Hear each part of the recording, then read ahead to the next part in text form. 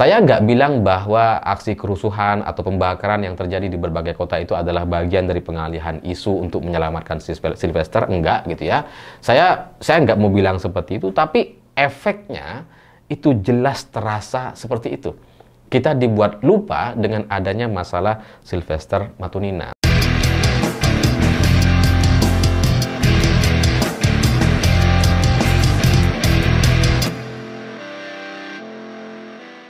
Selamat malam semuanya. Hari ini tiba-tiba banyak sekali orang yang menganalisa atau mencari tahu siapa dalang dari kerusuhan yang terjadi di berbagai kota. Karena ketika aksi demonstrasi terjadi, ketika orang-orang menyampaikan aspirasi, ketika banyak masyarakat murka, marah dan melakukan perusakan kepada fasilitas umum atau menyerang kantor-kantor kepolisian, kita masih bisa melihat bahwa ini karena masyarakat marah, murka kepada pemerintah dan DPR. Ini karena masyarakat memang situasi di bawah, ekonominya lagi lesu atau daya belinya sedang menurun. Kita masih bisa memahami itu semua dan menganggap bahwa itu biasa, karena begitulah aksi demonstrasi. Tapi ketika terjadi pembakaran di gedung DPRD Makassar dan kemudian dilanjutkan di Kediri, Solo, Surabaya, gedung Gubernur Jawa Timur juga ikut dibakar, kita jadi kemudian bertanya-tanya, ini terlalu canggih. Kalau cuma demonstran kayaknya nggak akan secepat itu, masif dan terjadi di hari yang berdekatan dan hanya beda hitungan jam.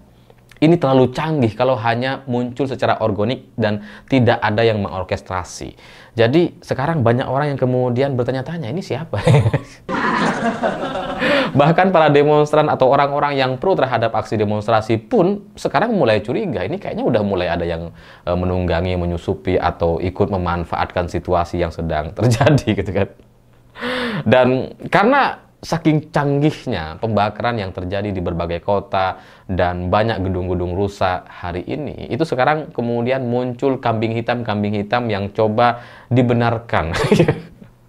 Muncullah analisa, wah ini karena dibiayai sama Riza Khalid, wah ini didanai oleh Riza Khalid karena kasus korupsi Pertamina yang sampai sekarang belum juga bisa menghadirkan Riza Khalid ke Indonesia meskipun Riza Khalid sudah menjadi tersangka. Oh, ini upaya dari mafia. Mulai muncul analisa-analisa yang seperti itu yang ingin Indonesia hancur, bubar dan sebagainya. Ya, sekilas itu masuk akal di kalangan masyarakat awam. Tapi pertanyaannya, kalau kita pikirkan ulang, buat apa? Buat apa Riza Khalid melakukan ini semua? Kalau kepentingannya hanya untuk diri sendiri dan keluarganya, Riza Khalid tidak perlu sampai melibatkan banyak orang seperti ini. Riza Khalid nggak perlulah kemudian melakukan pendanaan kepada aksi-aksi demonstran yang pasti sangat mahal sekali gitu. Riza Khalid kalau cuma mau menyelamatkan keluarga dan dirinya ya terkait kasus korupsi di Pertamina, ya lobby-lobby di bawah meja aja selesai. Ngapain mengarahkan massa untuk membakar? Ini kalau ketahuan atau terbukti, tambah parah kan masalahnya gitu. Padahal masalahnya hari ini cuma korupsi Pertamina yang itu masih bisa dimenangkan dan masih bisa dilobby-lobby gitu. Jadi itu sangat tidak masuk akal kalau bagi saya gitu, karena ya, aksi demonstrasi yang terjadi seperti sekarang, itu hasilnya belum tentu terjadi, belum tentu bisa dicapai, tapi resiko atau biayanya itu terlalu besar untuk kemudian ditanggung sama Riza Khalid. Dan selain itu, seorang Riza Khalid atau pengusaha atau orang-orang logis di Indonesia pastilah tahu sehebat-hebatnya konglomerat yang ada di Indonesia, mereka nggak akan bisa mengalahkan TNI dan Polri dengan cara-cara demonstrasi seperti ini. Dengan cara frontal atau mengarahkan massa, mereka tidak akan menang gitu. Mereka menangnya ya dengan uang gitu. Jadi ngapain repot-repot gitu? Mending kalau mau lobby ya lobby di bawah meja saja lah gitu ya. Dan itu terbukti kok sampai sekarang Riza Khalid juga masih aman, setidaknya sampai video ini dibuat belum ditahan juga gitu. Jadi ya ngapain Riza Khalid gitu. Nah, tapi kemudian pertanyaan selanjutnya, kenapa Riza Khalid yang dijadikan kambing hitam? Kenapa Riza Khalid yang kemudian dimunculkan seolah-olah menjadi orang yang bertanggung jawab atau menjadi pendana dari aksi kerusuhan yang terjadi di mana-mana? Jawabannya jelas, untuk menutupi aktor yang sebenarnya.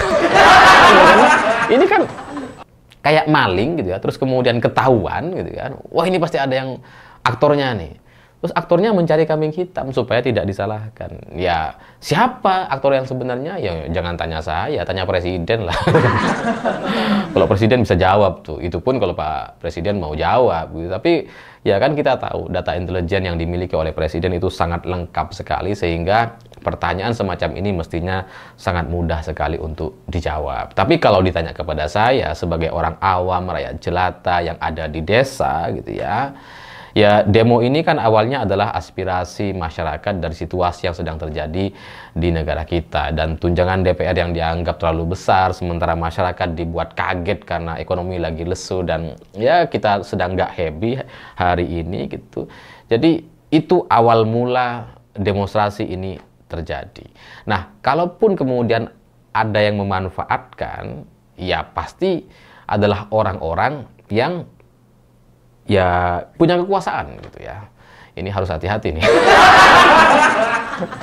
Dan pastilah orang yang memanfaatkan atau menunggangi aksi demonstrasi ini, itu bisa dipastikan pertama, itu pasti bukan dari elit partai politik hari ini yang kadernya itu menempati atau berada di Senayan, punya perwakilan di Senayan.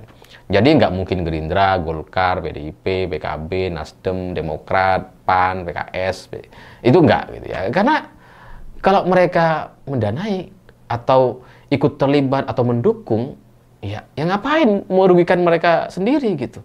Itu kan kayak ngerusak rumah yang milik mereka sendiri atau rumah bersama yang ditempati oleh semua partai ini gitu.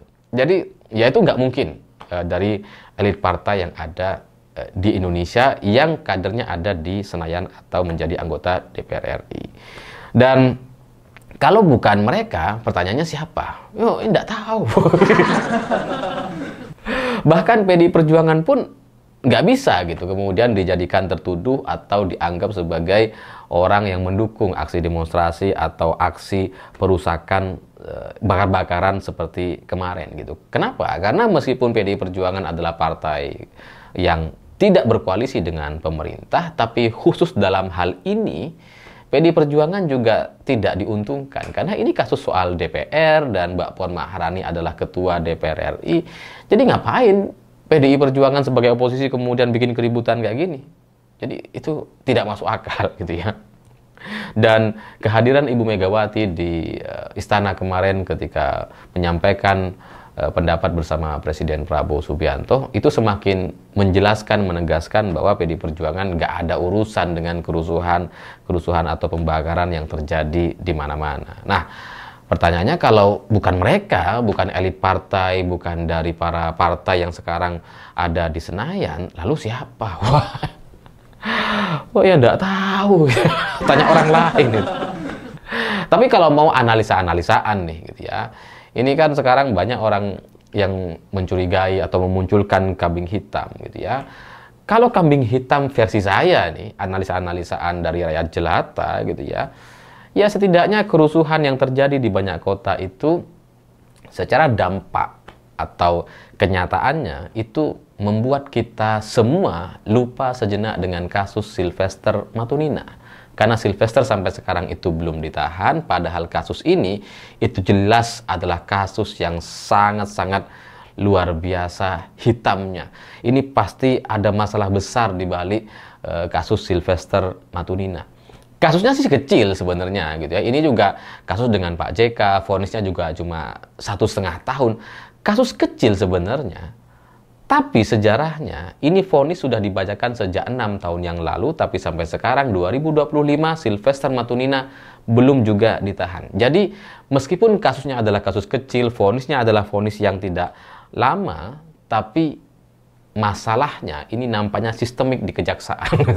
Ini masalah besar yang tidak bisa dijelaskan oleh Kejaksaan Agung atau kejaksaan yang lain dalam 3 minggu terakhir ini. Kejaksaan Agung kebingungan tuh untuk menjelaskan kenapa Sylvester tidak ditahan padahal vonisnya sudah 6 tahun yang lalu.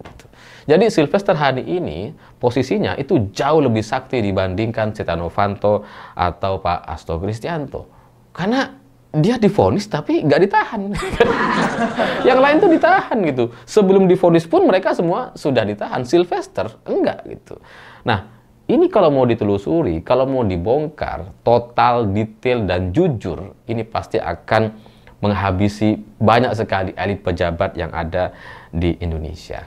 Saya nggak bilang bahwa aksi kerusuhan atau pembakaran yang terjadi di berbagai kota itu adalah bagian dari pengalihan isu untuk menyelamatkan Sylvester, enggak gitu ya. Saya nggak mau bilang seperti itu, tapi efeknya itu jelas terasa seperti itu. Kita dibuat lupa dengan adanya masalah Sylvester Matuninina. Sehingga ya sampai sekarang Sylvester jadi kayak ya gak dibicarakan, gak dipertanyakan lagi gitu. Ya terlepas apakah itu ada kaitannya atau enggak gitu ya, itu nggak penting lagi.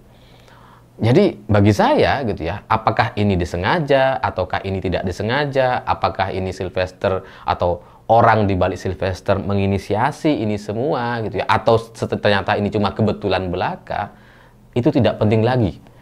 Penyebab-penyebabnya tidak penting lagi. Tapi faktanya, efeknya kepada Sylvester jelas itu adalah efek yang positif, karena Sylvester sekarang tidak ditanyakan lagi. Jadi ya itu kalau mau bicara soal analisa gitu kan.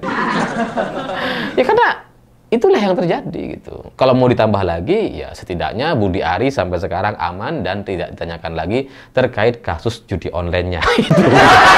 Sekarang kita bicara soal masalah DPR, masalah Polri, masalah Kapolri harus mundur dan sebagainya. Kita bicara itu.